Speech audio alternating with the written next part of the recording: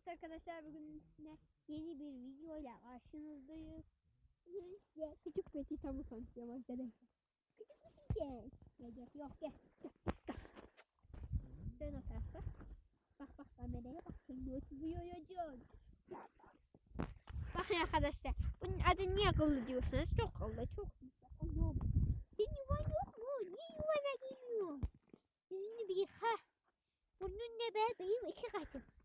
Dön kameraya bak.